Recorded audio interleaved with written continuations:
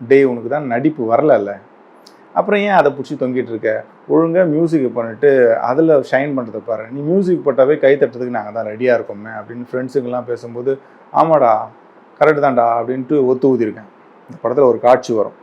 தாத்தாவை காட்டில் தொலைச்சிட்டு ஜிவி பிரகாஷ்குமார் திருடத்துக்கு ஓடுவார் காட்டு உள்ள. அங்கே ஒரு யானை அடிச்சிடும், எழுந்துக்க முடியாத அளவுக்கு கீழே அடிபட்டு விழுந்து கடிப்பார். அந்த யானை அவனை நோக்கி கொல்றதுக்கு ஓடி வரும் ஜிவி பிரகாஷ்குமார்.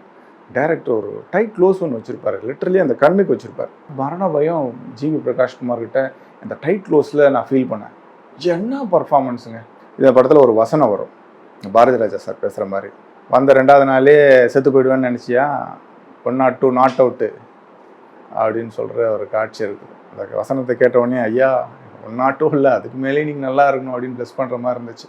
ரொம்ப சிறப்பான வசனம், அது ரொம்ப பிடிச்சிருந்துச்சுங்க அந்த வசனம். கல்வன், வாட்ச் இன் தியேட்டர்ஸ்.